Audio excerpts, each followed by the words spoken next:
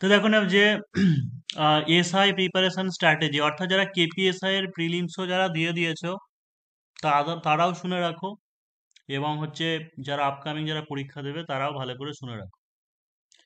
আজকে স্ট্র্যাটেজি বলতে ব্যাপারটা বলছি, দিয়ে তারপরে জিকে সম্পূর্ণ সিলেবাসটা আলোচনা করছি আজকে, ভালো করে ব্যাপারটাকেও বুঝবে। কারণ যে কোনো জিনিস, কোনো কিছু টার্গেটে একটা পৌঁছাতে গেলে আমাদেরকে কি করতে হয়, এটা প্ল্যানিং করতে হয়, প্ল্যানিং করে এগিয়ে যেতে হয়।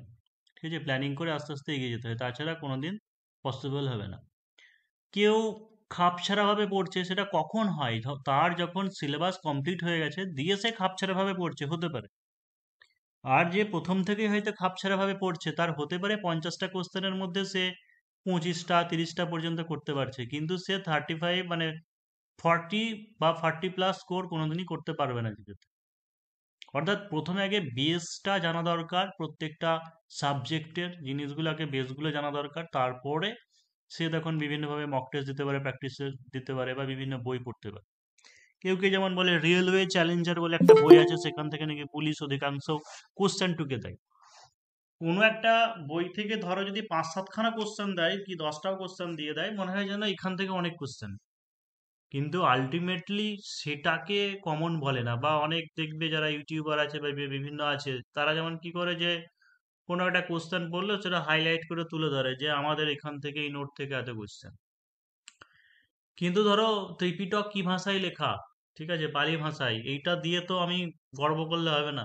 কি ভারতের দ্বিতীয় নেপোলিয়ান কাকে বলা হয়, এরকম ধরনের কিছু কোশ্চেন কমন দিয়ে কিন্তু গর্ববোধ করলে হবে না, ঠিক আছে, যে আমি কমন দিয়েছি। অর্থাৎ এমন কোশ্চেন তুমি কমন দাও যে কোশ্চেনটা অন্য আর কেউ দিতে পারে, বা এইরকম কমন জিনিস নয়। এবং প্রত্যেকটা পরীক্ষাতে 50টা প্রশ্নের মধ্যে এটুকু দেখবে যে 15 থেকে 20খানা প্রশ্ন মোটামুটি ইজি থাকে, যারা মানে মোটামুটি পড়াশোনা করে সবাই পারবে করতে। কিন্তু এই 20-র পর থেকে কি হয়ে যায় যে টাফ হয়ে যায়।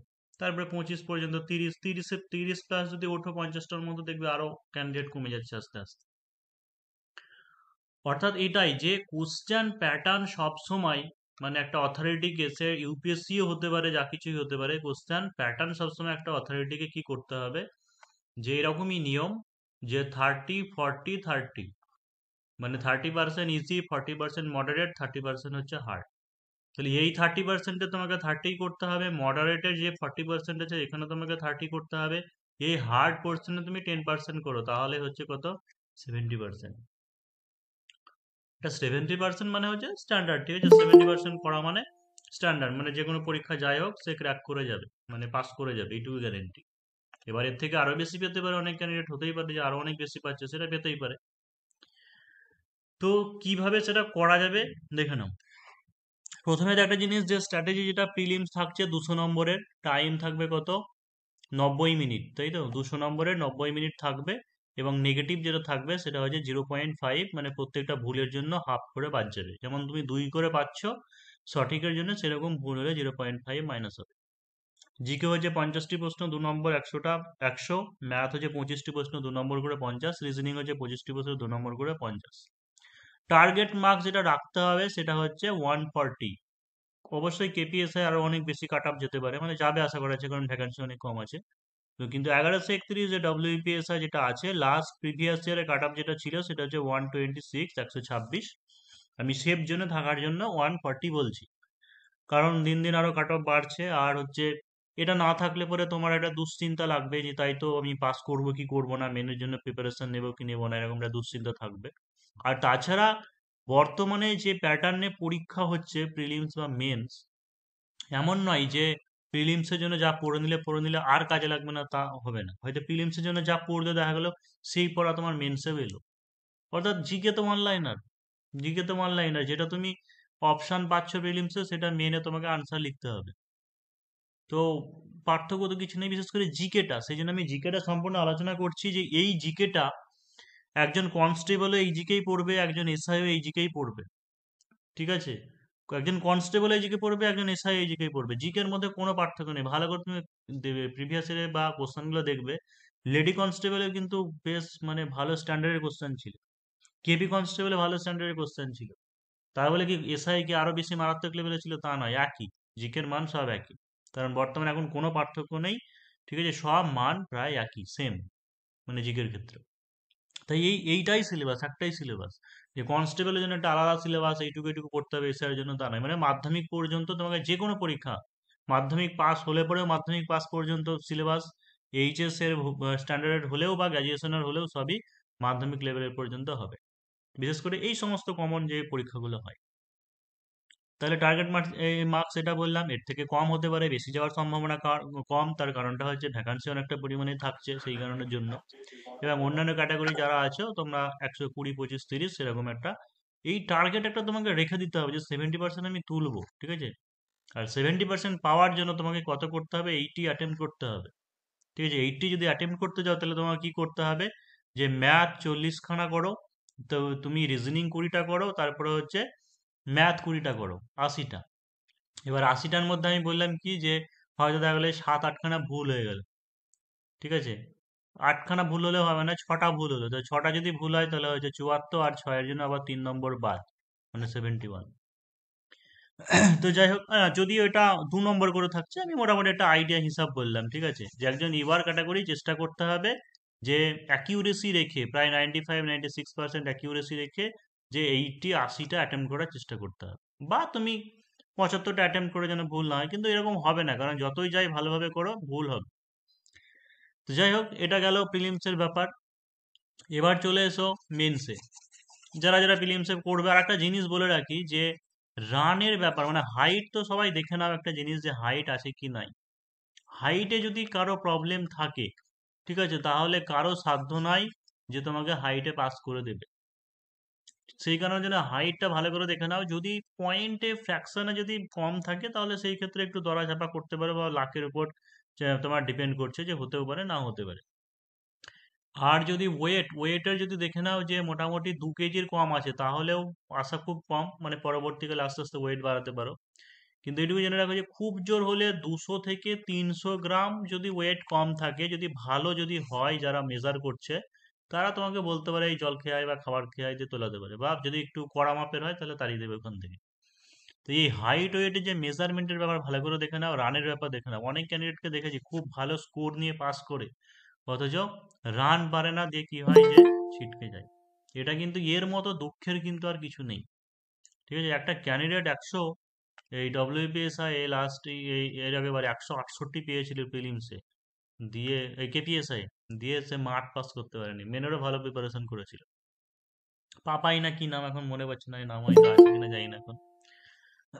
তো যাই হোক, এইটা রানটা, ঠিক আছে, যে কবে পরীক্ষা হবে বলে কিন্তু বসে থাকলে হবে না। কারণ তুমি দেখো, এটা একটা সাইকোলজিক্যাল ফ্যাক্টর, যে রান তুমি যদি করো আর মাঠে যদি দৌড়াও, মানে কষ্ট যখন করবে, বলে না কষ্ট করলেই কেষ্ট মেলে। অর্থাৎ এই সব কিছু মিলেমিশে একটা একাকার হয়, যে সবাই মিলে তারপরে ধরো এমন জায়গায় রান প্র্যাকটিস করবে, একা একা করবে না, যেখানে দেখবে সবাই মিলে করে। বা না হলে তোমার এলাকায় খোঁজ নাও যে আর কারা কারা অ্যাপ্লাই করেছে, সবাই মিলে যাও একসঙ্গে। তো এই যে একে অপরের সঙ্গে হয়, বা এই যে চাকরি কেউ পেয়ে যায় ব্যাপারটা হয় না, এটা দেখলেও কিন্তু অনেক সময় মনের মধ্যে একটা হিংসা জন্মায়, ঠিক আছে। এই হিংসাটা কিন্তু খারাপ না, এই হিংসাটা ভালো। ধরো একই সঙ্গে দৌড়াচ্ছ বা কিছু হচ্ছে, অন্য কি একটা অন্য চাকরি পেয়ে গেলে, তখন মনে হবে এ এ পেয়ে গেল, আমি পেলাম না, আমারও আমারও পেলে, এরকম একটা জিনিস হবে। তাই থাকো সংঘবদ্ধভাবে। অনেকে থাকে না যে একাকিত্ব, লোনলিনেস থাকে, একা একাই সবকিছু পছন্দ করে, এটা ঠিক নয়। বা সমাজে একটা জিনিস বলে, আমি মিশি না, সমাজের সবাই খারাপ, এরকম বলে। তা নয়, সমাজে সবার সঙ্গে মিশবে, কিন্তু ভালোটাকে অ্যাকসেপ্ট করবে, খারাপটাকে নেবে না। খারাপটা থেকে তুমি নলেজ নেবে, জ্ঞান নেবে।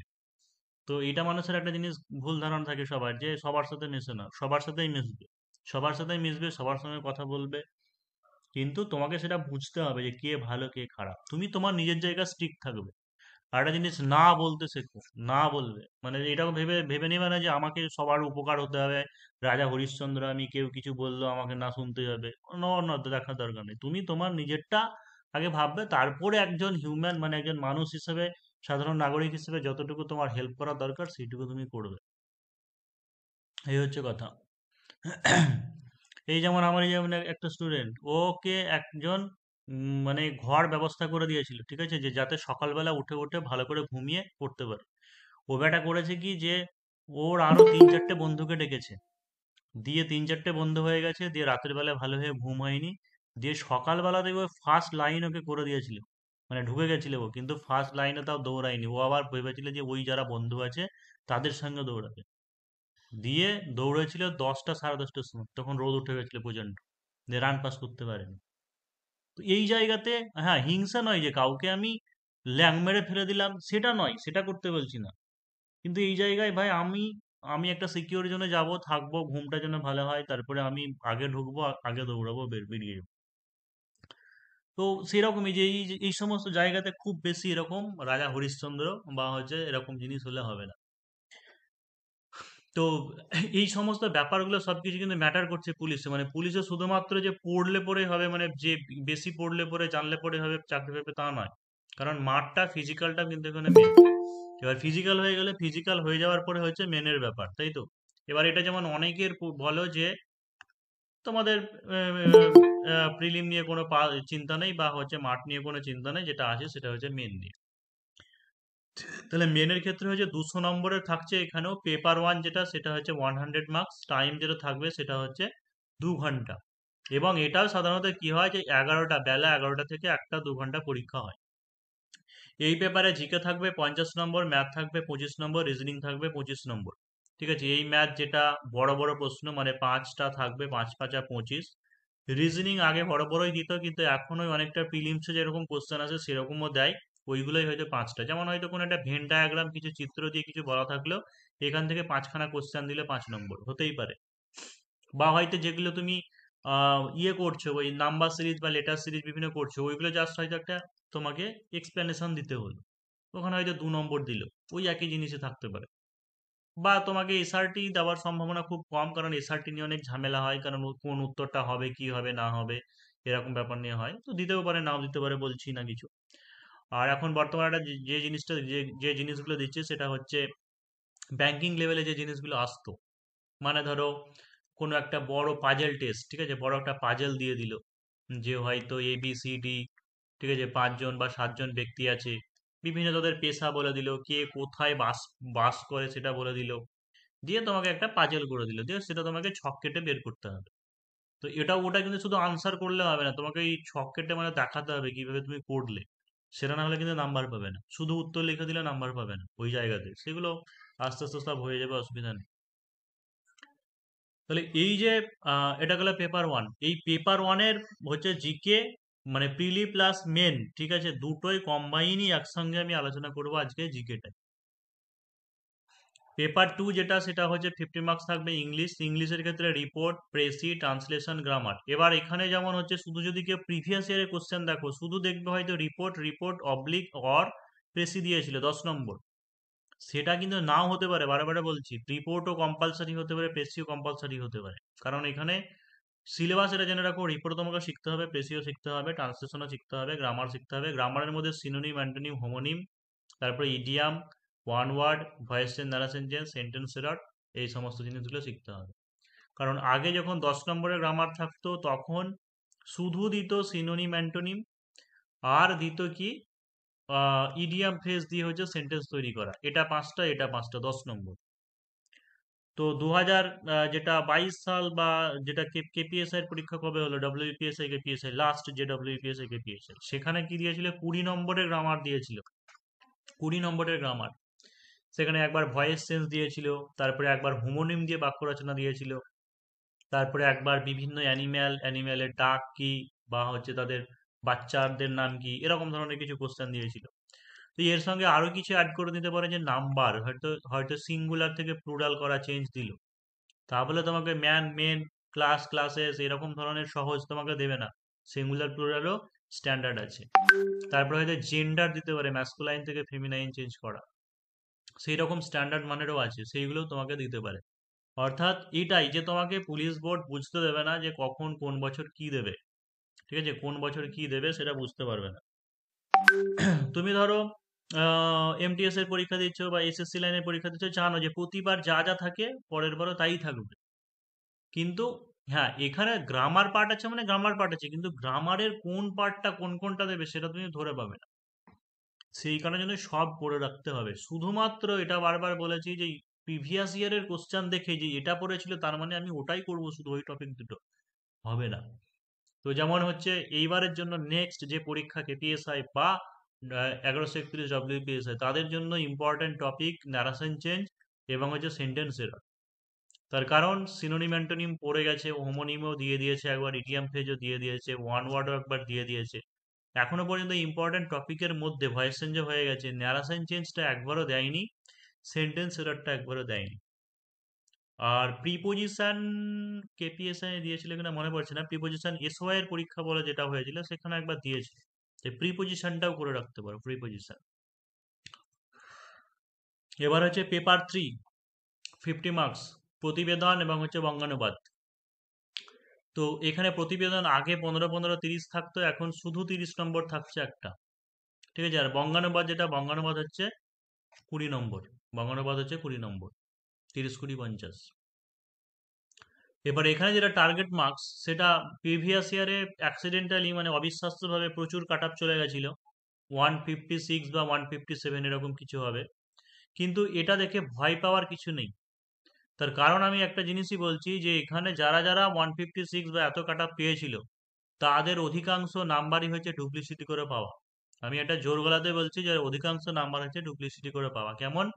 তার কারণটা হচ্ছে, এখন 1 নম্বর তো অনলাইনের কোশ্চেন হচ্ছে জিকে, তো সেই কারণের জন্য অনেকে হল কালেকশন করছে, মানে করে, মানে এ একদম পেরে পেরে লিখে। কম্পিটিটিভ লাইন এরকম হওয়া উচিত নয়, হয় না। তো ওটা একটা ব্যাপার। তারপরে অনেক ক্যান্ডিডেট তো আবার ভালো করে সার্চিং করে না, তো মোবাইল টোবাইল নিয়ে ঢুকে গুগল সার্চ করে অনেকে বের করেছে। তো এইটা নিয়ে ভয় পাওয়ার নেই, যে 156 পেয়েছে মানে দিন দিন পরীক্ষার মান বিশাল বেড়ে যাচ্ছে, সব ক্যান্ডিডেট খুব ভালো শিখে যাচ্ছে, এটা একদমই ভুল। এটা আমি গ্যারান্টি জোর গলাতে বলছি। কারণ ডেসক্রিপটিভে এত পাওয়া সহজ নয়। শুধুমাত্র এখন কি করে দিচ্ছে, ওই জিকে গুলোকে অনলাইনার করে দিচ্ছে, তার ফলে কি হচ্ছে, বেশিরভাগই ক্যান্ডিডেট 50-এ 45 করে জিকে পেয়ে যাচ্ছে, হয়তো সে 30-35 নিজে পারার মতো পারছে, আর বাকি 10-15 নম্বর হল কালেকশন করে পেয়ে যাচ্ছে। যাই হোক, এটা নিয়ে অতটা টেনশনের কিছুই নেই, কারণ এবার হয়তো কিছু একটা স্টেপ নেবে বা কিছু হবে। কিন্তু তাও মোটামুটি ধরে এটা একটা টার্গেট রাখতে পারো, যে 85 পেপার ওয়ানে, ঠিক আছে, 85 পেপার ওয়ান। মানে ম্যাথ রিজনিং তোমাকে ফুল করার চেষ্টা করতে হবে, বা হয়তো 45 তুমি করলে, জিকেতে তুমি 40 করলে, ঠিক আছে। আর 30 নম্বর হচ্ছে ইংরেজিতে, আর বাংলা হচ্ছে 40। বাংলায় খুব সহজেই পাবে, মানে রিপোর্ট রাইটিং সাধারণত আমি যেটা দেবো এতদিন চলে আসছে, বা এইটুকু কনফিডেন্স আছে যে রিপোর্ট রাইটিং কমন পাবে। আর ওই রিপোর্ট রাইটিং লিখলে পরে তুমি 30-এর মধ্যে মানে 26 থেকে 27 পাবে গ্যারেন্টি। মানে প্রচুর ক্যান্ডিডেট, মানে যারা যারা আমার কাছে পড়েছে সবাই বাংলাতে 40+ পেয়েছে, মানে ওই জল সংকট বা এটা যেটা যেমন কেপিএসআই দিয়েছিল। তো এই নাম্বারটা একটা তোমাকে টার্গেট রাখতে হবে, এই নাম্বারটা যদি হয়ে যায় তাহলে মোটামুটি 155 তা হয়ে যাচ্ছে, ঠিক আছে। এটা তোমাকে একটা টার্গেট রাখতে হবে, আর পাওয়া যাবে। তাহলে এই হচ্ছে মানে প্রিপারেশন স্ট্র্যাটেজি। আর এরপর হচ্ছে পার্সোনালিটি টেস্ট, সেটা হচ্ছে 30 নম্বর। তো জানো যে মেন্সের আর হচ্ছে এই 30 মানে 230-এর মধ্যে তোমার কি হবে, মেরিট লিস্ট তৈরি হবে।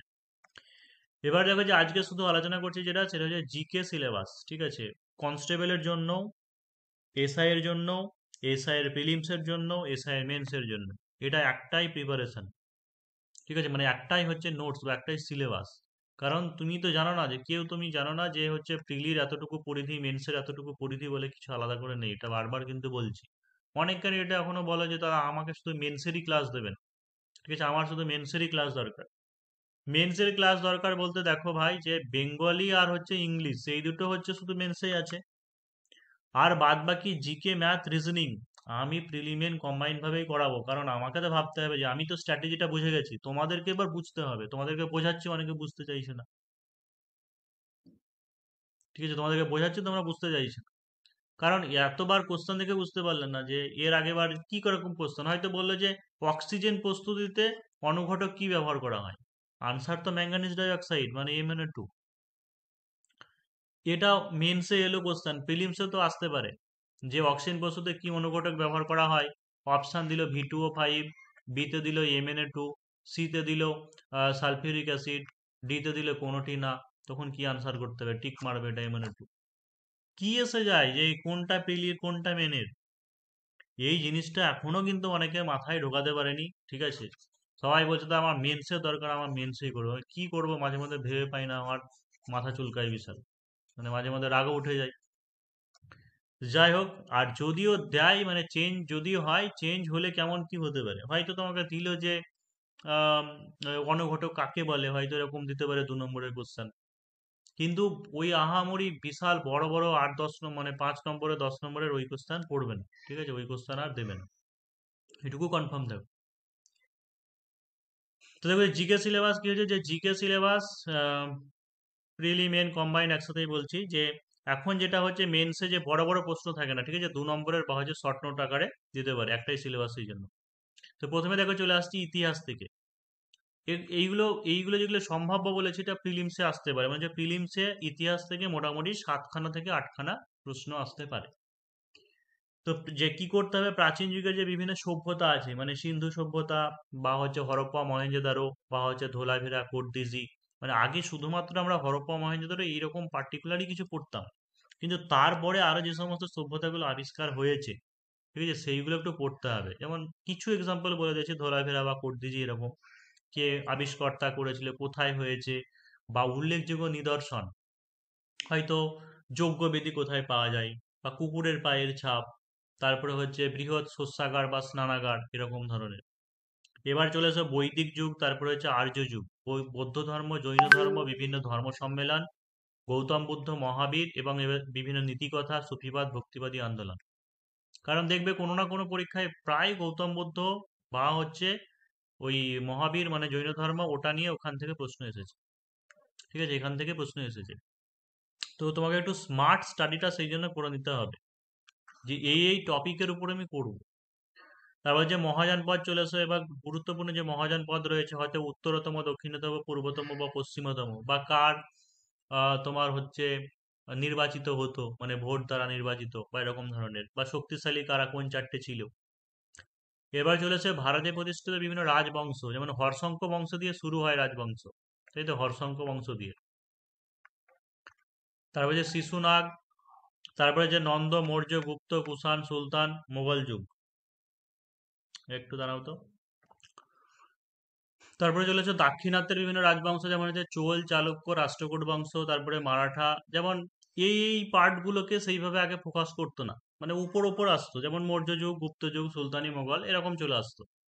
কিন্তু এখন মাঝে মধ্যে একটু ডিটেলসে ভেতরে যাচ্ছে, যেমন একবার সেই জবন প্রিয় কি বলে দিয়েছিল। তারপরে যে আহ কি প্রকারের যে জিনিস একটা থাকে, কি এখন মনে পড়ছে না, যাও ওরকম ধরনের কিছু বেশ একটু ডেপতে যাচ্ছে। তো সেরকমই মারাঠা বা হচ্ছে যেমন শিবাজি, মানে শিবাজি, দ্বিতীয় বাজিরাও, রঞ্জিত সিং, এইদের সম্পর্কে একটু জানা হালকা করে। তা পাল সেন যুগ, পলাশী যুদ্ধ, বক্সারের যুদ্ধ, মানে ইতিহাসটা অনেকটা একটু বেশি সিলেবাস। গভর্নর জেনারেল ও ভাইসরয় পর্যায়ক্রমিকভাবে তাদের সময়ে চালু বিভিন্ন শাসন ব্যবস্থা, এটা যেমন একটা ভীষণ ইম্পর্টেন্ট। যে বাংলার গভর্নর আছে, তারপরে যে গভর্নর জেনারেল আছে, বাংলার গভর্নর জেনারেল, ভারতের গভর্নর জেনারেল, তারপরে ভাইসরয়। তো এই যে কবে থেকে শুরু হয় এবং কার আমলে কি গুরুত্বপূর্ণ জিনিস, হয়তো কার আমলে সিভিল সার্ভিস চালু হয়, কি বোম্বে মাদ্রাজ হাইকোর্ট বিশ্ববিদ্যালয়, বা বিভিন্ন জিনিস যেগুলো রয়েছে। তারপর যে মহাবিদ্রোহ, বিভিন্ন যে রাজনৈতিক সংগঠন, বিভিন্ন রাজনৈতিক সংগঠন বলতে ধরো যেমন হচ্ছে ভারত সভা, ঠিক আছে, তারপরে হচ্ছে জাতীয় কংগ্রেস, জাতীয় কংগ্রেস তো আলাদা করে বলেওছি। তো এরকম ধরনের আরো যে সমস্ত জিনিসগুলো ছিল, জাতীয়তাবাদের উন্মেষে বিভিন্ন সংবাদপত্র, তারপরে যে নাটক, বই যেগুলো সম্পাদিত হয়েছিল তাদের সম্পাদনা কে করেন, নেতাজি সুভাষচন্দ্র বসু, আজাদ হিন্দ বাহিনী ও ভারতের জাতীয় কংগ্রেস। অর্থাৎ নেতাজি সুভাষচন্দ্র বসুকে ভালো করে পড়ে নিলে পরে ওই আজাদ হিন্দ বাহিনীও চলে আসছে প্রসঙ্গ, এবং ভারতের জাতীয় কংগ্রেসে চলে আসছে। আবার মহাত্মা গান্ধীকে পড়ে নিলে বিভিন্ন আঞ্চলিক বিদ্রোহ, জাতীয় আন্দোলন, মানে জাতীয় আন্দোলন যে 3টে হয়, অসহযোগ আন্দোলন, আইন অমান্য আন্দোলন, ভারত ছাড়ো আন্দোলন, এবং এই 3টেই মহাত্মা গান্ধী করেছে। তাই মহাত্মা গান্ধীর জীবনীটা ভালো করে পড়ে নিলে এই 3টে কভার হয়ে যাবে। অর্থাৎ কেউ যদি আরো যদি মানে শর্টকাটে সারতে চাও ইতিহাসকে, তাহলে আমি বলে দিচ্ছি যে ইতিহাসকে যদি অতটা বেশি না পড়তে চাও, তাহলে ওই এনসিয়েন্ট হিস্ট্রির যে প্রাচীনতম বিভিন্ন সভ্যতাগুলো আছে সেটাকে করবে, বৌদ্ধ ধর্ম, জৈন ধর্মকে করবে, তারপরে হচ্ছে তোমার এইদিকে সুলতানি যুগ আর মোগল যুগ। কারণ এটা জেনে রাখো যে সুলতানি যুগ বা মোগল যুগ থেকে একটা করে দুটো কোশ্চেন আসবে, বা বেশিও আসতে পারে, যেমন একবার মোগল যুগ থেকে 2 না 3টে প্রশ্ন দিয়ে দিয়েছিল। তারপরে এদিকে চলে আসবে যে মেন যে জাতীয় আন্দোলন, মানে অসহযোগ, আইন অমান্য, ভারত ছাড়ো, এবং মহাত্মা গান্ধী, আর হচ্ছে তোমার হচ্ছে জাতীয় কংগ্রেস, আর এদিকে হচ্ছে সুভাষচন্দ্র বসু, পড়ে নিলে অনেকটা কভার হয়ে যাবে। এবার যদি আমি বলছি যে পড়তে ভালো লাগে, সেটার জন্য বলছি। কিন্তু ওরকম করলে হবে না, কারণ তাছাড়া কম্পিটিশনে টিকতে পারবে না। কারণ জিকে তোমাকে যত বেশি কভার করতে পারবে, টাইম তোমার কনজিউম হবে। এদিকে নরমপন্থী চরমপন্থী বিভিন্ন নেতাদের পরিচয় যেমন হচ্ছে অরবিন্দ ঘোষ, বালগঙ্গাধর তিলক, লালা লাজপত রায়, বিপিন চন্দ্র পাল, ক্ষুদিরাম বসু, ভগৎ সিং, বিনয় বাদল দীনেশ, মাস্টারদা সুরেশন ইত্যাদি। এবার আরো একটা জিনিস, যে তোমাকে এগুলো নোটগুলো স্যার নিজেকে বলছিলাম তৈরি যে করতে এই হবে যে তা নয়। অধীনতামূলক মিত্র স্যার, মানে এই নোটস গুলো তো এইগুলো নেই যে আমাদের তোমাকে কাছে। নিজেকে তৈরি করতে হবে তাও নয়। মানে একদম সব ভাত ডাল মাছ মাংস মাখানোই থাকবে, তুমি জাস্ট দাঁতে করে চিবিয়ে সেটাকে হজম তোমাকে করতে হবে, মানে সবই পেয়ে যাবে, আমি সব প্রোভাইড করে দেবো। এবার ওকে স্যার। ব্যাপারটা হচ্ছে এটাই, যেটা হয়তো ভয় করা হচ্ছে বা যে জিনিসটা হতে পারে, যে যেমন 2 নম্বরের আসতে হয়তো বলে অধীনতামূলক একই রকম প্রশ্ন আসতে পারে, মিনসের কথা বলছি, যে অধীনতামূলক মিত্রতন্ত্রী কে প্রবর্তন করেন? উত্তর কি হবে? Lord Lord Lord Wellesley. Wellesley. Wellesley. এবার এইটা লেখার জন্য হয়তো লর্ড ওয়েলেসলি, এইটা লেখার জন্য হয়তো তোমাকে 2 নম্বর দিল, মানে এখন রিসেন্ট এরকম আসছে। কিন্তু আমার যেটা মনে হচ্ছে হয়তো একটু যদি চেঞ্জ করে, তাহলে হয়তো এরকম চেঞ্জ করতে পারে যে 2.5 নম্বর দিলে, যেমন মাঝে একবার হয়েছিল যে 4টে পয়েন্ট ছিল, 4টে কোশ্চেন ছিল, 2.5 করে 4, 2.5, 10, এরকম করে ছিল। তো সেরকম হয়তো যদি করে, তাহলে সেই ক্ষেত্রে হয়তো টিকা দিলে যে অধীনতামূলক মিত্রতা নীতি, শর্ত বিলোপ নীতি, এরকম ধরনের টিকা আকারে দিল। তাহলে টিকা আকারে ওই নোটসের মধ্যেই আমার ডেসক্রিপটিভ ওইভাবেই লেখা থাকবে। মানে প্রিলিমসের জন্য আলাদা করে একটা নোট, মেন্সের জন্য বলে নয়, মানে অধীনতামূলক মিত্রতা নীতি কি জিনিস সেটা ওখানে লেখাই থাকবে। যে যে সমস্ত মানে রাজ্য ব্রিটিশদের মানে ব্রিটিশ কোম্পানির অন্তর্ভুক্ত হবে, তাদেরকে কি হবে, যে যে কোনো বহিঃশত্রুর আক্রমণ থেকে তাদেরকে মানে রক্ষা করবে। তার পরিবর্তে কি করতে হবে, যে একদল ব্রিটিশ যে রেসিডেন্ট এসে তাদের খরচ বহন করতে হবে, এবং যে কোনো অভ্যন্তরীণ গোলযোগ বা বৈদেশিক শত্রুর আক্রমণ থেকে তারা রক্ষা করবে। জাস্ট এইটুকু বলা আছে, তা তোমাকে ওটাই লিখতে হবে। ঠিক আছে, যে এই মধুরতম নীতিটা হচ্ছে এইটা। তো এইটুকু লেখার জন্য হয়তো 2.5 নম্বর টিকা দিতে পারে বলে মনে হচ্ছে, নাও দিতে পারে। কিন্তু জাস্ট ওই লাই যে জিনিসগুলোকে জানা, এবং ওই রকম ধরনের বেশ কিছু কোশ্চেন কেমন ভাবে কি হতে পারে ডেমো প্র্যাকটিস করা, মানে যদি দেয় সেই জন্য করে রাখতে হবে। আর বাদ বাকি নোটসে ওরকম ডেসক্রিপটিভ ভাবেই সব থাকবে, চিন্তা নেই, ওখান থেকে যদিও বা দেয় তো হয়ে যাবে। বিভিন্ন সভা সমিতি, গুপ্ত সমিতি, ভারতের বিদেশে বিভিন্ন বৈপ্লবিক কার্যকলাপ, বিভিন্ন উপজাতি বিদ্রোহ ও তাদের হচ্ছে নেতা। এই ইতিহাসটা গেল। ভূগোল দেখো, ভূগোলের কি হচ্ছে, যে ভূগোলে মোটামুটি পরীক্ষায় 7 থেকে 10টা আসতে পারে, যেমন একবার 12খানা কোশ্চেন ছিল ভূগোল থেকে। তো ভূগোল থেকে ইতিহাস ভূগোল, এই ইতিহাস ভূগোল জীবনবিজ্ঞান আর ভৌত বিজ্ঞান, এই 4টে হচ্ছে মেইন সাবজেক্ট। এই যে যেমন পশ্চিমবঙ্গের ভূগোল, ভূপ্রকৃতি, সীমানা, নদ নদী, খনিজ সম্পদ, কৃষি, অর্থনীতি, পর্যটন কেন্দ্র, বিভিন্ন দর্শনীয় স্থান, চা, পাট, তারপরে পান ইত্যাদি কোথায় বেশি হয়, বা যেমন জুন ফুট, মানে এরকম ধরনের হয়তো বলে যে চা কোথায় বেশি সব থেকে হয়, পাট বা কোথায় কোন কোন জেলায় বেশি হয় পশ্চিমবঙ্গে। মানে পশ্চিমবঙ্গটাকে একটু ভালো করে পড়া, জানা। তারপরে বিভিন্ন যেমন কুলিক পাখিরালয় একবার দিয়ে মানে দিয়েছিল যে কোন জেলায় অবস্থিত। জুনপুট যেমন আছে তোমার মেদিনীপুরে, বা যে ফ্রেজারগঞ্জ আছে যেমন দক্ষিণ চব্বিশ পরগনা, মৎস্য চাষের জন্য বিখ্যাত। এরকম ধরনের বেশ কিছু কোশ্চেন। এই যে ওয়ার্ল্ড জিওগ্রাফি চলে আসে, মহাদেশ মহাসাগর বিভিন্ন গুরুত্বপূর্ণ দেশের রাজধানী হচ্ছে মুদ্রার নাম। যেমন এখন বর্তমানে এই যে দেশের মানে আনকমন দেশ দিচ্ছে, ঠিক আছে, মানে প্রচলিত দেশগুলো দেয় না, একটু আনকমন, হয়তো এমন হচ্ছে যে অনেকে শুনেইনি না। মানে রাষ্ট্রসংঘে যে 193খানা দেশ আছে, সেই 193টা সমস্ত দেশেরই তোমাকে মনে রাখতে হবে। সেটা একদিন দুদিনে কিন্তু হয় না, ওটা আস্তে আস্তে মানে যে প্র্যাকটিস করে করে পড়ে পড়ে বারবার রিভিশন করে কিন্তু মনে রাখতে হয়। মহাদেশ বা যেগুলো আছে হয়তো যেটা 7টা মহাদেশ আছে, কার জনসংখ্যা বেশি বা কম, কোন দেশে দেশ বেশি আছে, এরকম ধরনের এগুলো। মহাসাগর কার গভীরতা বেশি, কার দৈর্ঘ্য বেশি, গভীরতম বিন্দুর নাম কি, এগুলো। উচ্চতম বৃহত্তম সাগর বা মহাসাগর, নদ নদী, আন্তর্জাতিক বিভিন্ন উপজাতি, নদ নদী, পাহাড় পর্বত, ঘাস। যেমন এইখান থেকে এই টপিকটা যেমন ভীষণ ইম্পর্টেন্ট, প্রায় পরীক্ষাতে তো আসে। ঠিক আছে, যে একটা ঘাস হয়তো পম্পাস বা প্রেইরি, এই সমস্ত ঘাস হচ্ছে কোন মহাদেশে দেখা যায়।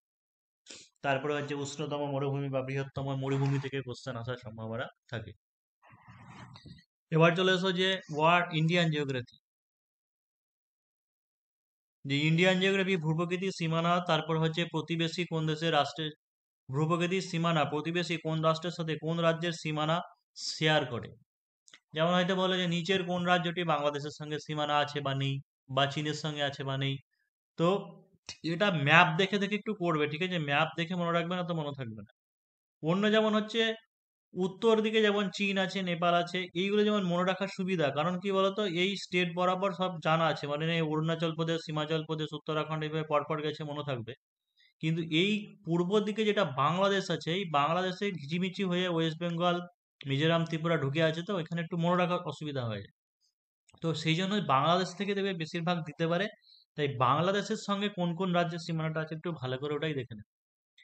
তারপরে বিভিন্ন আন্তর্জাতিক লাইন সীমানা, কর্কটক্রান্তি রেখা, মানে 23.5 ডিগ্রি যে কর্কটক্রান্তি রেখা পশ্চিম থেকে পূর্বে গেছে, পূর্ব পশ্চিম বরাবর, এই একদম পশ্চিম থেকে স্টেট গুলো, যে 8খানা স্টেট আছে, ভালো করে মুখস্থ করবে। ওখান থেকে কোশ্চেন দেয় যে কোন স্টেটের উপর দিয়ে যায়নি বা গেছে, এরকম দিতে পারে।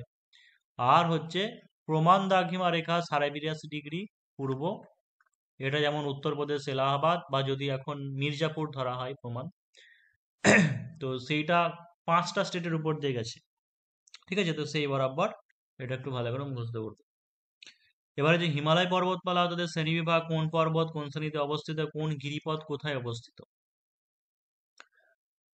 তারপরে যে স্বাভাবিক উদ্ভিদ, জলবায়ু, খনিজ সম্পদ, অর্থনীতি, পরিবহন ব্যবস্থা, পর্যটন কেন্দ্র, মৃত্তিকা, শিল্প। এরা যেমন স্বাভাবিক উদ্ভিদ এখান থেকে দেয়, যে কোনো একটা পার্টিকুলার উদ্ভিদ দিতে পারে, যেমন শিশুই দিয়েছিল যে শিশু কি ধরনের উদ্ভিদ, বা দিতে পারে যে কোন জায়গায় হয়। মৃত্তিকা